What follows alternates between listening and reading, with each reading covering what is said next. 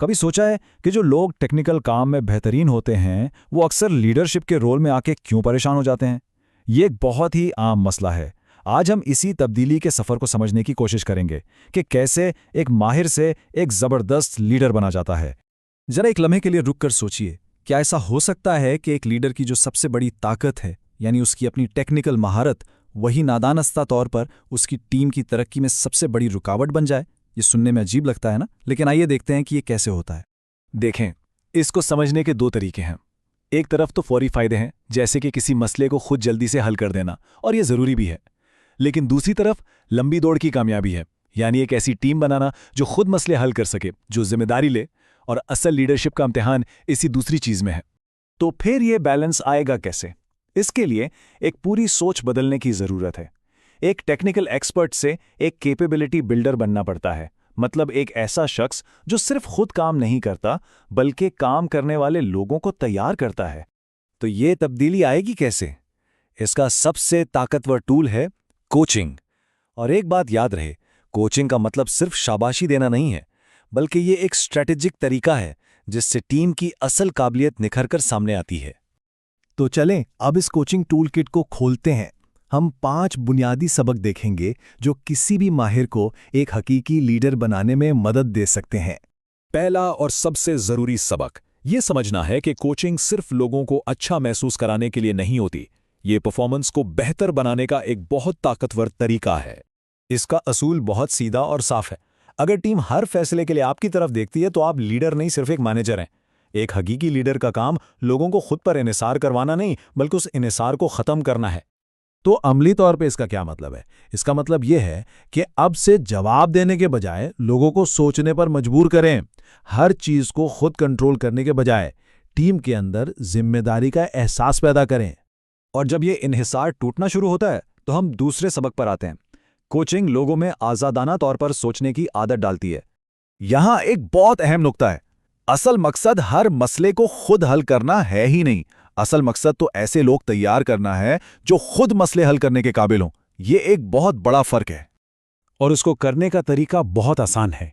बताने के बजाय पूछें। कोई हल देने से पहले एक कदम पीछे हटें और सवाल करें, अच्छा, आपको क्या लगता है, इसकी वजह क्या है? आपने क्या क्या ऑप्शन सोचे हैं?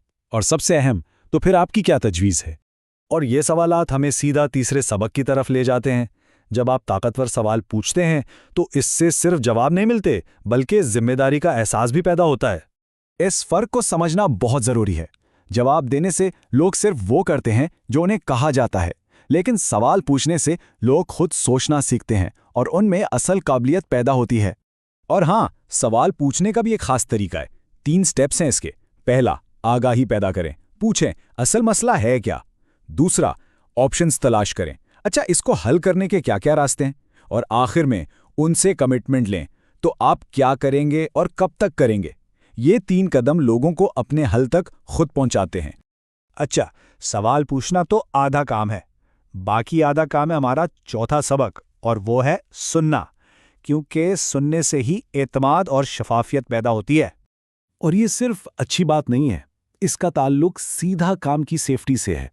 अगर टीम को लगे कि उनकी कोई सुनता ही नहीं, तो वो मसले बताने के बजाय छुपाना शुरू कर देंगे, और वही छुपे हुए मसले आगे चलकर बड़े हादसों का सबब बनते हैं।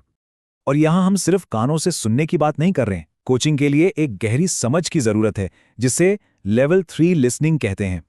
इसका मतलब है कि आप सिर्फ अल्फाज नहीं, बल्कि अल्फाज के पीछे छुपे हुए इरादे और जिम्मेदारी को भी सुन रहे हैं। अब आते हैं अपने आखिरी और 5वें सबक पर, जो इन सब चीज़ों को आपस में जोड़ता है। कोचिंग वाले अंदाज में दिया गया फीडबैक लोगों को ज़्यादा जवाबदेह बनाता है। अक्सर जब फीडबैक दिया जाता है तो लोग उसे तनकीद समझते हैं और दिफाई हो जाते हैं, लेकिन जब आप कोचिंग के अंदाज में फीडबैक देते हैं तो वो एक मुश्किल बातचीत नहीं रहती, बल्कि सीखने और आगे बढ़ने का एक मौका बन जाती है। उसका एक सादा सा 4 कदमी मॉडल है। सबसे पहले सिर्फ हकायक की बुनियाद पर सूरत हाल बताएं, फिर इसका असर समझाएं, उसके बाद उनसे पूछें कि वो इस बारे में क्या सोचते हैं, और आखिर में मिलकर आगे का प्लान बनाएं। लेकिन एक बात समझना बहुत ज़रूरी है, कोचिंग हर वक्त नहीं की जा सकती। अगर कहीं आग लगी हो तो आप सवाल नहीं पूछते, आप हुक्म देते हैं। कोचिंग तब की जाती है जब कोई फौरी खतरा ना हो, जैसे फॉल्ट रिव्यू के दौरान या प्लानिंग करते वक्त। तो पता कैसे चलेगा कि ये सब काम कर रहा है? इसकी कुछ साफ निशानियां हैं। आप देखेंगे कि सुपरवाइजर अब सिर्फ मसले नहीं बल्कि उनके हल की तजावीज़ भी लाएंगे। बार बार होने वाले फॉल्ट्स कम हो जाएंगे और सबसे बड़ी बात, हर छोटे फैसले के लिए आपकी ज़रूरत नहीं पड़ेगी। तो ये है वो मुकम्मल सफ़र, एक टेक्निकल माहिर से एक कैपेबिलिटी बिल्डर बनने का। और एक बात हमेशा याद रखें, सबसे मजबूत डिपार्टमेंट वो नहीं होता जिसका मैनेजर सबसे ज़्यादा ज़हीन हो, बल्कि वो होता है जिसकी टीम सबसे ज़्यादा बाइख्तियार हो। और आखिर में इस सबसे अहम नुक्ते को हमेशा याद रखें, कोचिंग लीडरशिप का कोई नर्म ऑप्शन नहीं है। ये दरहकीकत ज़्यादा नज़्म-ज़ब्त वाली लीडरशिप है। एक ऐसी लीडरशिप जो मजबूत लोग, मजबूत सिस्टम और आखिर में मजबूत नताइज पैदा करती है।